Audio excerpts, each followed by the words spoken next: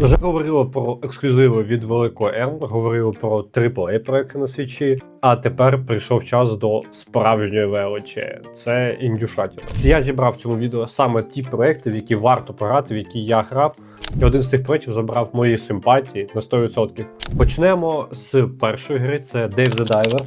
Це інді-гра про симулятор і керування рестораном, але ти граєш за Дейва, котрий є дайвером. Він досліджує океан, ловить рибу, збирає трофеї та ресурси. І із-за цього може покращувати свій ресторан, відбудовувати його, відкривати нові точки. Вдома ти обробляєш різну рибу, робиш маленькі івенти, робиш навіть чай, суші, тобто ти прям працюєш. По геймплею ти досліджуєш підводний світ з небезпечними істотами, з яких є Годзіла. Повертайся після цього, готуєш страви, управляєш рестораном та обслуговуєш клієнтів. І багато міні-ігор, що мені сподобалося, це збалансоване поєднання пошуку і менеджменту тих самих ресурсів. І ти чергуєш хвилини дослідження океану з приготуванням страв в ресторані. Так, друга гра – це Cuphead. Ну, це одна з найскладніших, напевно, ігор, яка сьогодні є. Звісно, це не соус-гра, але ця гра може тягатися, я б сказав, з ними. Чому? Ця гра по факту до боса. Ти проходиш певну частину рівня, потім ти доходиш до боса і пінаєш боса багато хвилин, багато спроб, тебе нема знову життя, ти просто переходиш на початок рівня і переходиш повністю цей рівень. Це дуже бісяча гра, вона в стилістиці старих мультиків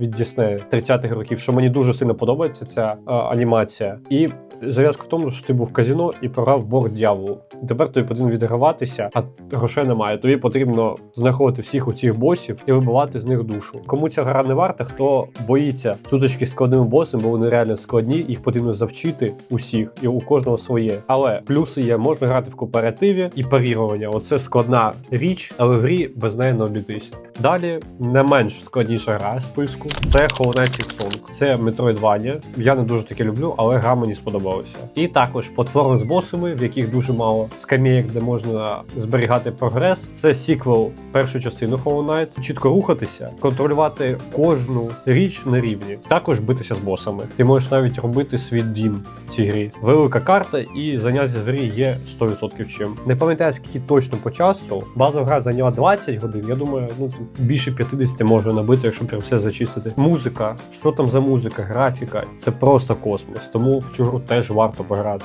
Далі нова гра, яка нещодавно вийшла на свічі, але вона також мені сильно сподобалася і по грі, і по тому, як вона виглядає, але мінус в кінці. Гра називається The Midnight Walk. Це гра, яка схожа по мотивам на Тіма Бертона дуже сильно. І по атмосфері. Сюжету там небагато, всього гра. Оцей мінус 4 години. Це дуже сумно, але воно варто для того. Це гра, в якій тобі потрібно просто ходити.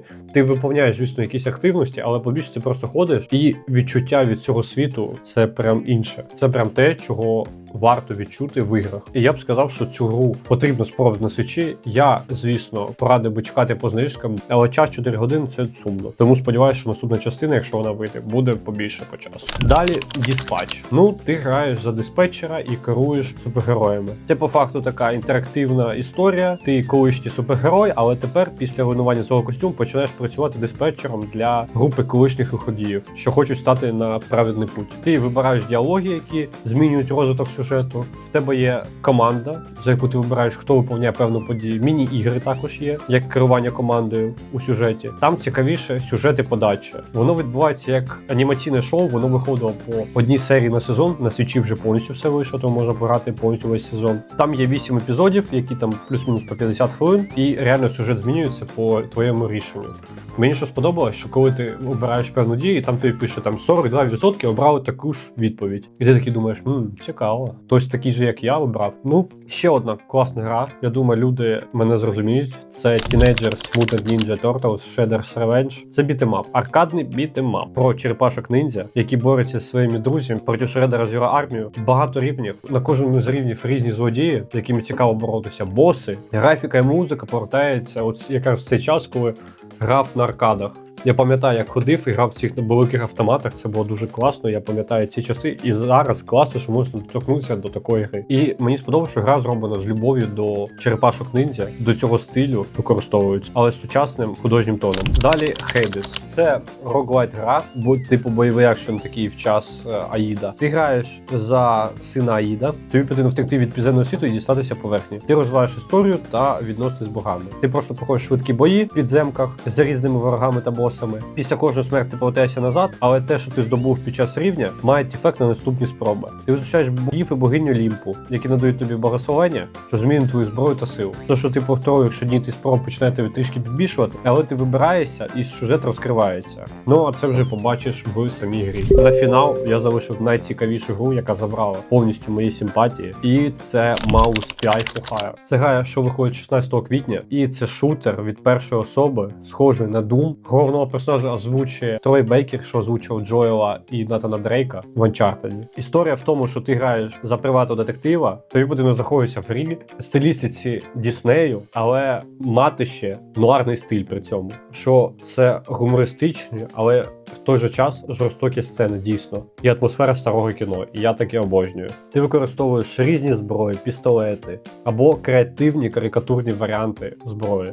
Чому ця гра для мене унікальна? Усі анімації виглядають дійсно як мультфільми 30-х років. Але гра при цьому жорсткий шутер, як Doom, але з нуарною атмосферою. Оцей контраст милого стилю, такі діснеївські мультики, і жорсткого насильства створює дуже сильний ефект. Я сподіваюся на дуже сильну музику, але то, що я знаю вже про атмосферу, що це темне таке місце, дощик, джаз на фоні і голос детектива, що розповідає свою історію. І це схоже на справжній класний нуар-фільм. І я чекаю на цю гру дуже сильно, тому я зроблю огляд, як тільки гра вийде, і одразу випущу його на канал. Так, деякі ігри можуть комусь сподобатись, комусь не сподобатися, тому і вони і різні. Що ти маєш і бітемапи, і Metroidvania, і 2D-платформери, і битися з босами, і грати в Doom в мультяшному стилі. Я обрав такий список не просто так. Це ігри, в які я сам грав, одну з них я дуже чекаю, я вже сказав про яку. І їх варто дійсно спробувати. Я, по-перше, багато спробував інді-ігор і знаю, про що кажу, і обрав саме ті, в які варто пограти. Ну,